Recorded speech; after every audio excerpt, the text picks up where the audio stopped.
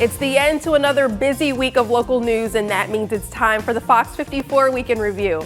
North Alabama's only headline recap show, streaming every weekend on Fox 54+. I'm Kenesha Dees. It's always good to have you with us. All this week, we saw scattered storms dotting the area, some causing many power outages. We'll see how your local utilities go about repairs, plus look inside a lightning prediction tool under research at UA Huntsville. Big wheels keep on turning, and the Rocket City has been named the venue for a major para-athlete sporting event. Well, Carter will tell us more about that. And hello, Dolly. Rather, hello to one of Dolly's biggest passions, children's literacy, as it makes its first foray into Alabama schools. That's all still ahead, but first, Huntsville hosted a missile defense symposium this week as one of the biggest defense contractor sites in the country. Well, the first day of the Space Missile Defense Symposium is in the books. It's the leading educational, professional development, and networking event in the space and missile defense community. I am here at the BBC where the SMD, Space Missile Defense Symposium, is being held today, and it's right here at the BBC. It brings together top government and local industry leaders, and it's one big event that it brings them together for in space and missile defense. And some future potential industry leaders are learning more about it. Let's take a look. Learning things from places like this is really good. Meet James Clemens High School senior David Kane. Kane is on a STEM tour orchestrated by a local organization called Women in Defense. As a senior, I think it's great because I'm on a robotics team, and a lot of this stuff kind of correlates. Kane believes so many of the things he's learning today can go into a career. And if you learn about them now, you might be able to find that field that you might enjoy. Gray Analytics President Scott Gray agrees and adds another key element about why this symposium is important. Huntsville for a long time has played an important role in national security, specifically with missile defense. This is one time a year that thousands of people from around the world come to Huntsville to collaborate, to see the latest in technologies and capabilities are there to support the warfighter and to defend our country. Kane also leaves us with one of the very many things he's learned so far. This is also what you can expect to learn when you come out. Raytheon has a missile that they were talking about, and that's just what they use for intercepting missiles in space. It's great for just the world in general. I mean, a lot of this stuff, and yeah, I just think it's really cool. I would say that UAH is an attractive university, not just for students, but for professionals here in Huntsville, because we do have that proximity to Redstone Arsenal and to Cummings Research Park, and it makes us a valued partner in Huntsville. That added value in space and missile defense comes in the form of research. UAH is very involved in the space and missile defense industry from a research component, and that includes with directed energy, hypersonics, cybersecurity, and artificial intelligence. The University of Alabama in Huntsville showcased its immense capabilities at the Space and Missile Defense Symposium. We want to make sure that the community understands that UAH is here for them and gives them a tool that they'll be able to use not only in their research, but as they continue their education. So our students are very engaged. They start out as freshmen coming onto campus and want to learn more about the industry here in Huntsville. And as they progress through their career, many of them get internships right here at companies that are here located in Huntsville. And more than 75% of our graduates remain in the state of Alabama, and after that they're getting those jobs here in Huntsville and throughout the state. And being in a city with a strong space and military presence helps. We have that partnership and that relationship with many companies, over 300 companies that are located in Research Park, and so many of our students are able to get those internships and go directly into those companies. And then we also have our SMAP program, where many of our students are working on programs for Redstone Arsenal, and they have those relationships already built in, and they're getting that job opportunity right here in Huntsville. The rain didn't stop members of the military and proud families from coming together to honor and swear in future soldiers. I leave Monday morning. I'm feeling like $1 million.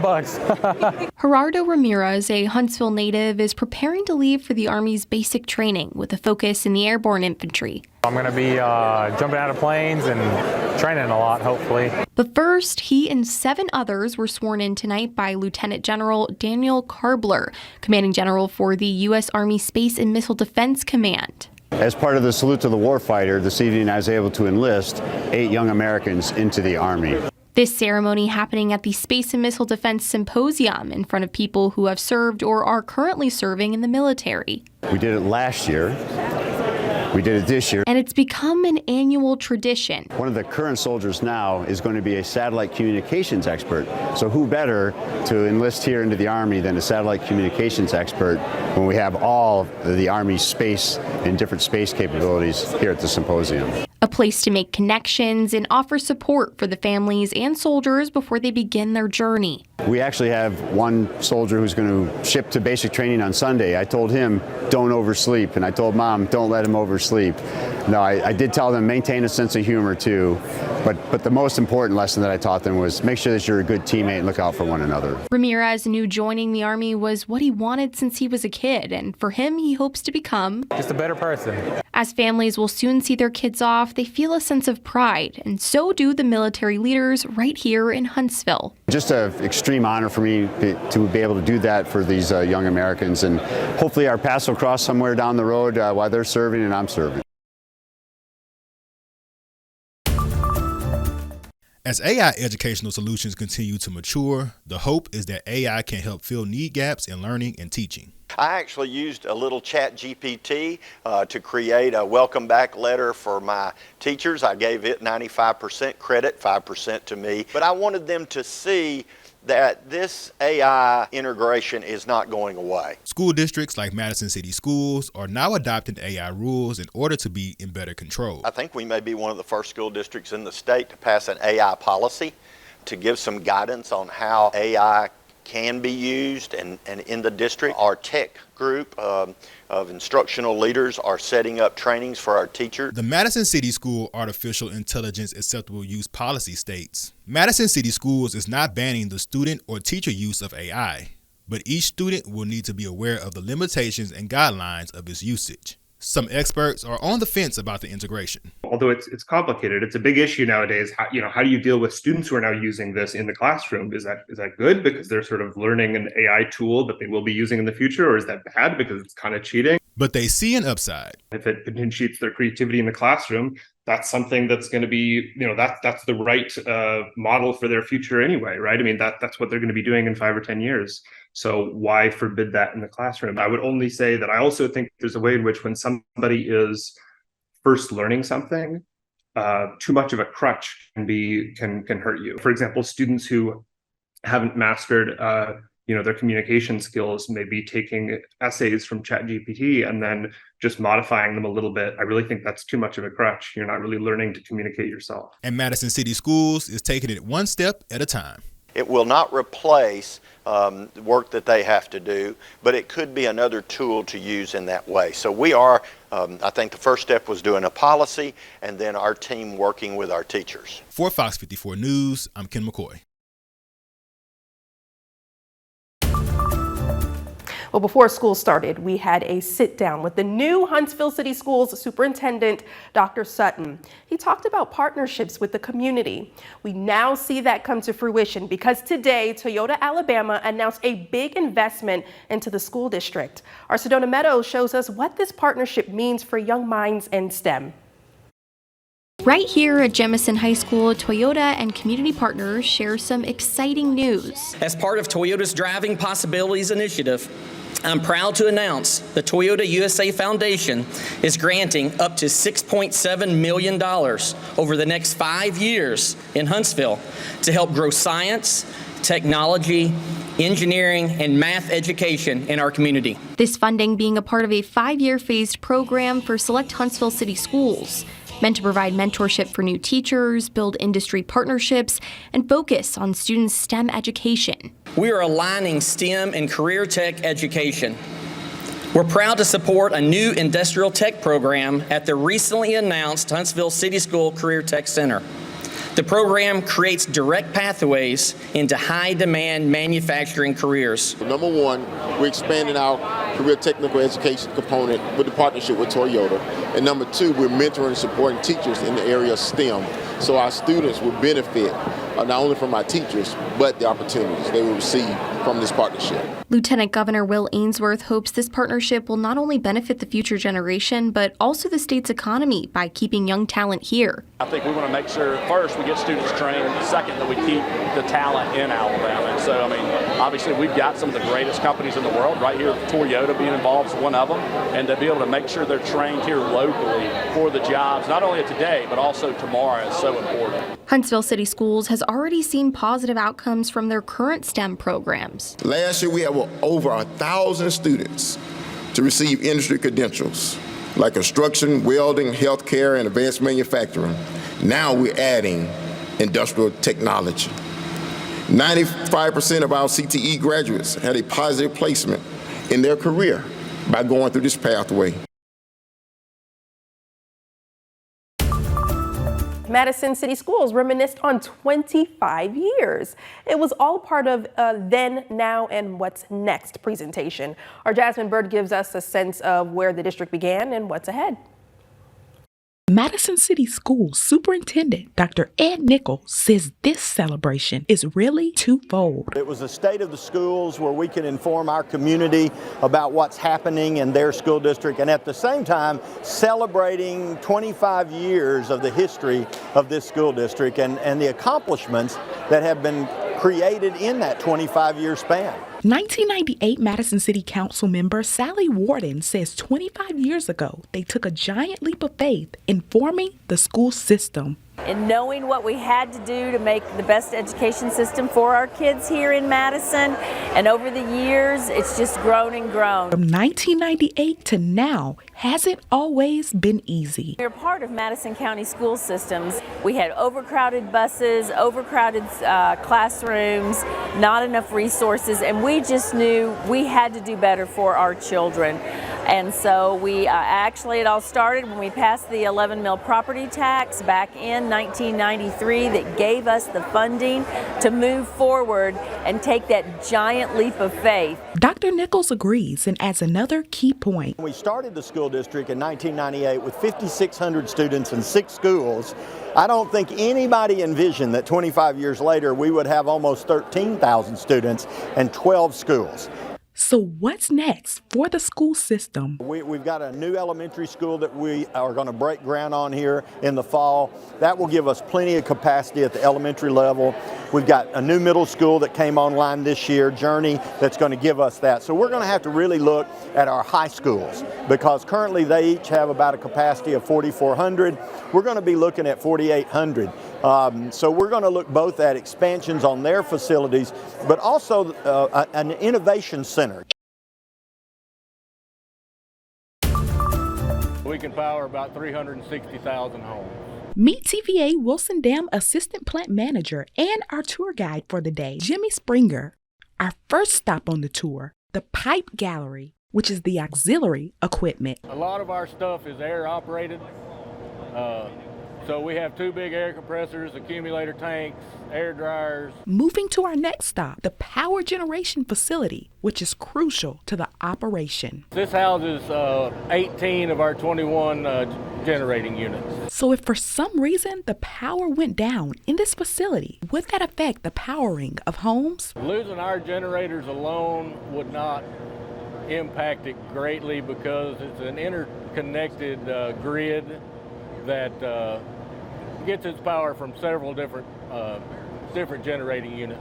We made it to our last stop, Wilson Dam, and as a part of the TVA Turns 90 celebration, TVA selected 20 people from a random drawing of applicants to join the Wilson Dam Tour, and Florence resident Will Rayburn is one of the winners. The first one I called was my fiance because I put her down for it, and she's like, "You really got that?" And I said, "Heck yeah, I did." On average, more than 1,000 people register for the 20 slots on each tour. And this summer, TVA is all about offering public tours of some of their dams, allowing the community to see inner workings of a dam and learn how they produce clean hydropower while ensuring the health of the waterways. It's just pretty cool how it's built and how it hasn't changed in over close to 100 years. In Muscle Shoals, Jasmine Bird, Fox 54 News.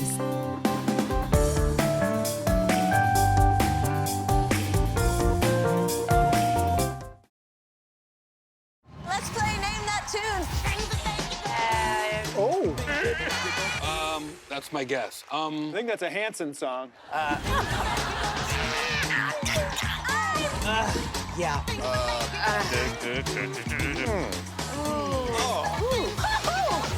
I'm not very good at Name That Tune. I'd do a lot better if it was called Break That Bone. Celebrity Name That Tune premieres Tuesday, September 19th on Fox.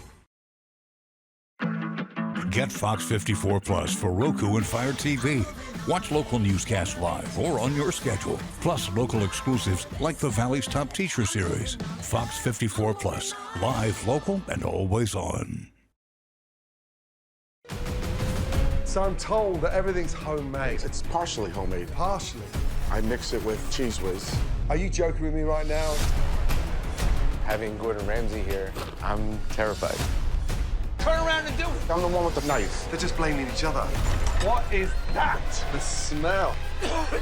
Oh my God. This place is a death trap. Shut it down. Kitchen Nightmares returns Monday, September 25th on Fox.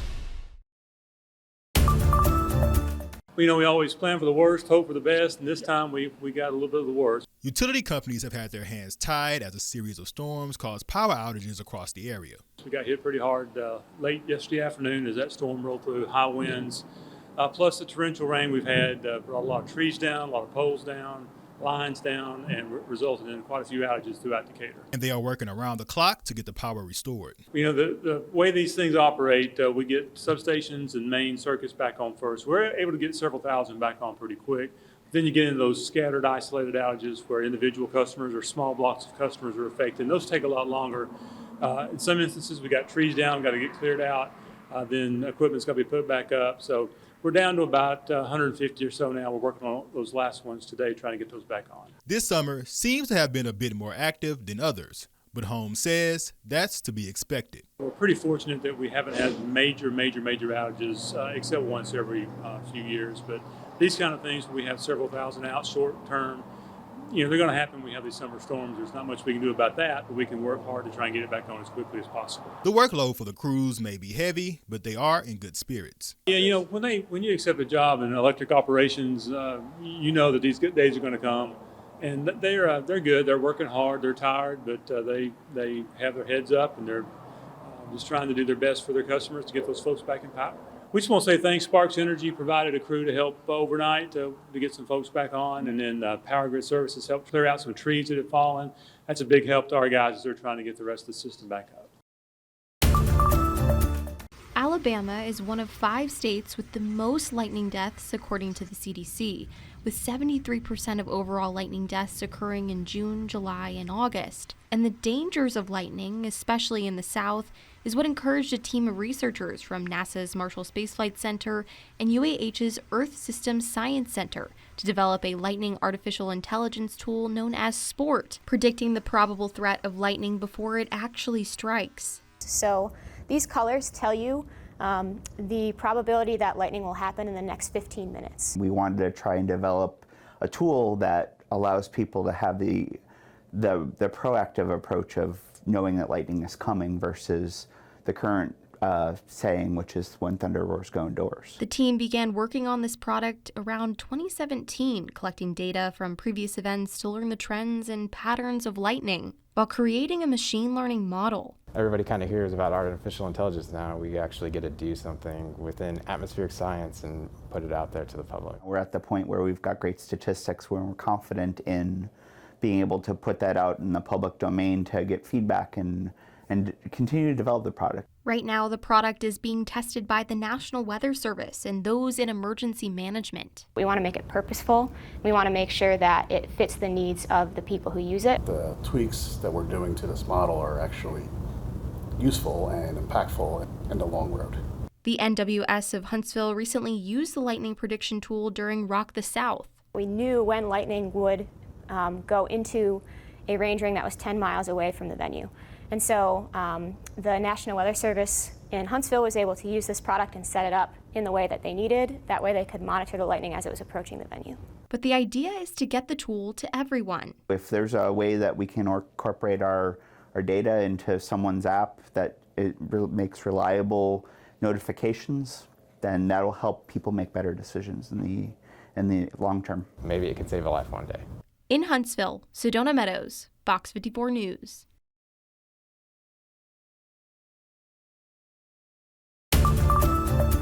A big celebration for Huntsville Hospital in Drake State. It was graduation day for the first cohort of the school's LPN launch program. This program represents a joint effort to address nursing shortages.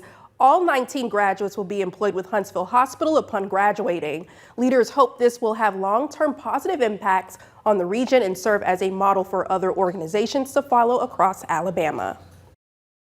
So today's program, we will be placing into our workforce 19 licensed practical nurses for Huntsville Hospital. I can't believe today is here.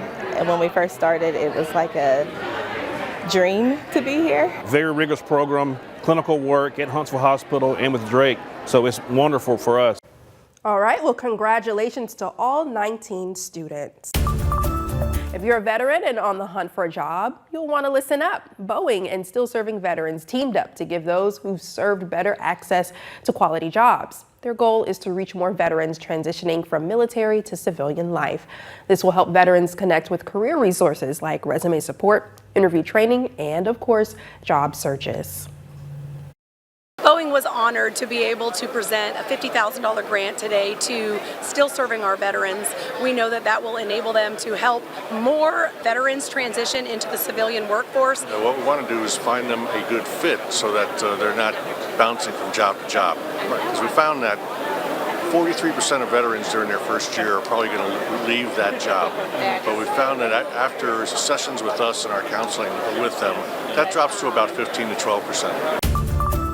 It's no secret that Alabama is a football state from top to bottom. But as you make your way into the Tennessee Valley, you notice that the popularity of basketball is higher than any other part in this state. Because of that, you'll continue to see Huntsville host a slew of big-time events, including 2 college games this December. Today at the Mars Music Hall, Mayor Tommy Battle announcing the return of the Rocket City Basketball Classic. This year, Auburn will take on UNC Asheville on December the 13th inside the VBC. The event will mark the first time that Auburn's men's basketball team has played in the Rocket City in almost 2 decades. We've been down to Mobile and we've been to Birmingham, we've been to some different places, but it's time. And we so look forward to seeing you, and we know the community is going to come out in support of this tremendous event.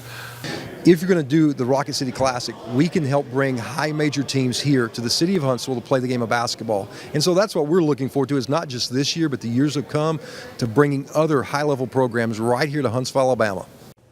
But wait, there's more. 1 week before the Rocket City Classic, Middle Tennessee will take on the Tennessee Lady Volunteers in the first of a 4-game series. With Huntsville being the home of the Conference USA Tournament for the future, having the game in the Rocket City was a no-brainer for the athletic director of Middle Tennessee.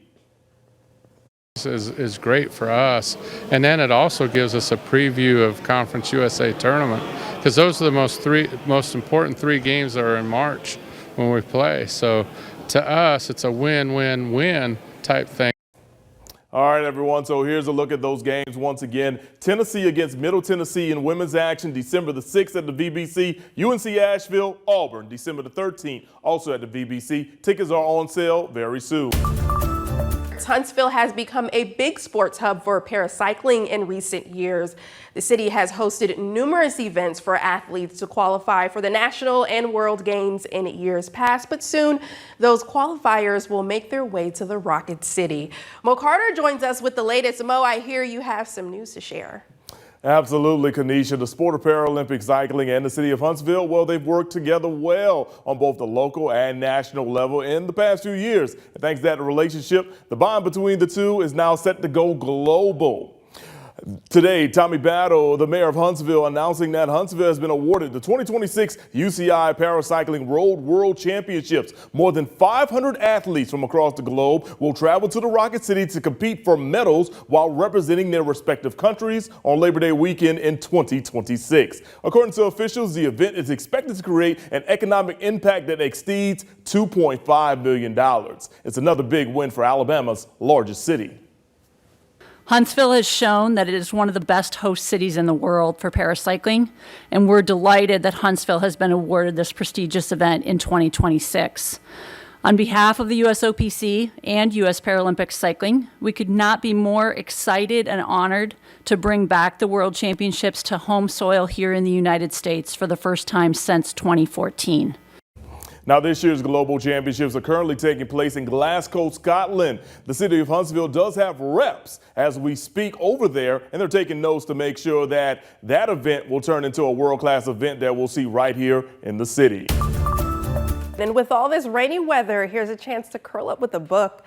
Oh, and it's also National Book Lovers Day, too. To celebrate, Governor Kay Ivey is bringing Dolly Parton's Imagination Library to Alabama. Through Dollys Library, several counties across the state can receive free books on their doorstep each month. Dolly's vision is to inspire a love of reading in children. Well, hello, Alabama! It's Dolly, and I am so excited to help announce that my Imagination Library is coming to Alabama, and that is wonderful, don't you think? A lot of good people have worked to make our Imagination Library dream for Alabama a reality, but I want to send my very special thanks to Governor Kay Ivey for her leadership in making this possible. Now, we have plenty of work ahead, and I'm thrilled that we'll be working with the Alabama Department of Early Childhood Education to ensure that every young child in Alabama has access to books early in life. So congratulations, Alabama. Happy reading. And remember that I will always love you. Thank you.